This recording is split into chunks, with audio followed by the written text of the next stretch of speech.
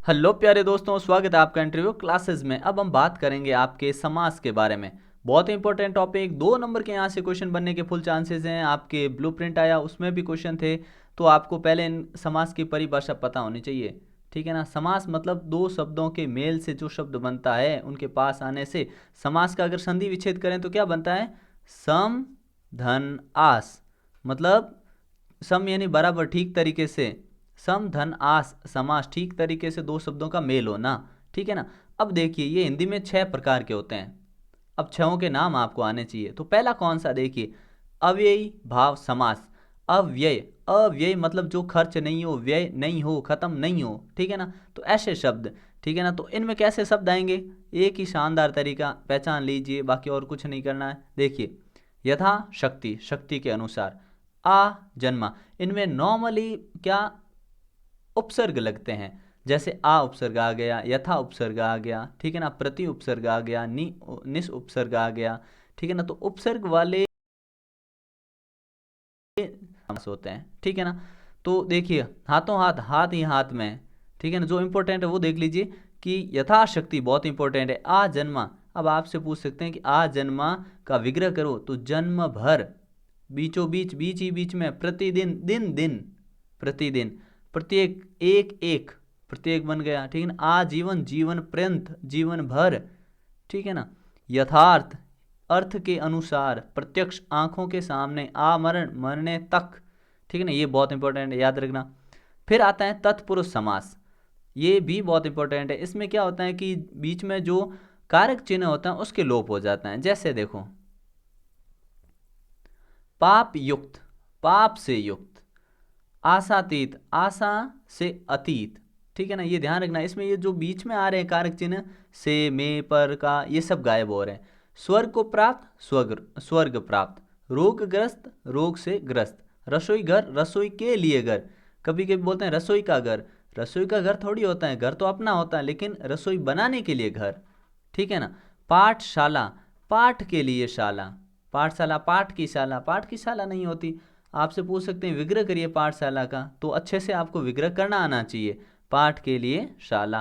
पथ भ्रष्ट, पथ से भ्रष्ट।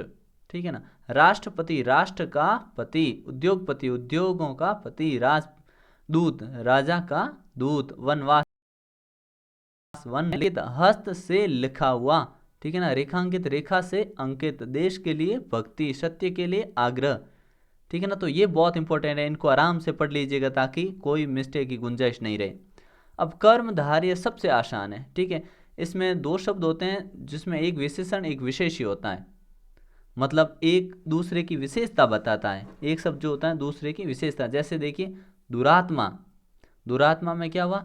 दुष्ट है जो आत्मा। आत्मा कैसी है? दुष्ट है। ये विशेषता हो गई इस आत्मा की। ठीक है ना। काली मिर्च, अब मिर्च कैसी है? काली है जो मिर्च, मिर्च कैसी है? काली है। तो मिर्च की विशेषता क्या है? काली। तो एक शब्द दूसरे की विशेषता बताता है इसमें।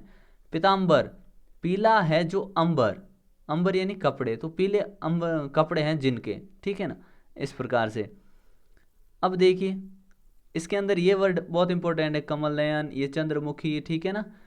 चरण कमल, चरण कमल मतलब कमल रूपी चरण। चरण कैसे हैं? कमल के समान है। तो विशेषता बता रहा है। ठीक है ना। अब आता है द्विगु समास। बस इसमें संख्यावाची, मतलब जहाँ संख्या की बात आएगी वहाँ द्विगु कर देना आप। ठीक है ना। जैसे देखिए, तीन भुवनों का समूह, सप्ताह, सप्त दिनों का समूह। त्रिलोकी, तीन लोकों का समूह। शताब्दी, 100 अब्द, अब्द यानी शहरों का समूह। पंचवटी, पंचवटी के वृक्षों का समूह। ठीक है ना। ये बहुत इंपॉर्टेंट है, इनको याद कर लेना। फिर द्वंद्व, द्वंद्व का मतलब होता है कि इनके बीच में हमेशा या तो तथा होता है, या और, या फिर अथवा। ये वाले शब्द आपको इनके बीच में देखने को मिलते हैं। ज़्यादातर आपको और मिलेगा। ठीक है ना। तो ध्यान रखना।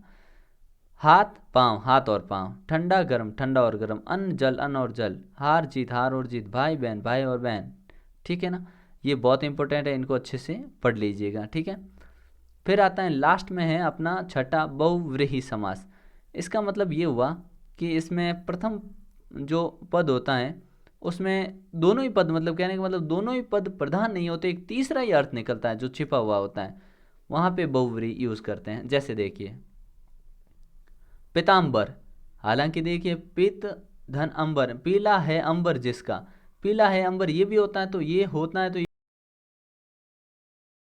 विशेषता पर, अब ये क्योंकि पीला है अंबर जिसका तो ये अलग विशेषता बता रहा है तो दूसरा समास, मतलब इसमें दो समास हो सकते हैं। ठीक है ना। अब आपको ऑप्शन में दिए हुए वो उस हिसाब से चुन लेना। पीला है अंबर जिसका श्री कृष्ण, जिनके कपड़े पीले। दशानंद, दस है आनंद जिसके रावण। उदार मन, उदार है मन जिसका कोई व्यक्ति हो सकता है। महात्मा, महान है जिसकी आत्मा। त्रिनयन, तीन है नयन जिसके। इस टाइप से आपको ये ध्यान रखना है। ठीक है ना। इनका मीनिंग मतलब शब्दों के अनुसार नहीं निकाल के इनका अलग ही अर्थ निकलता है, ये ध्यान रखिएगा।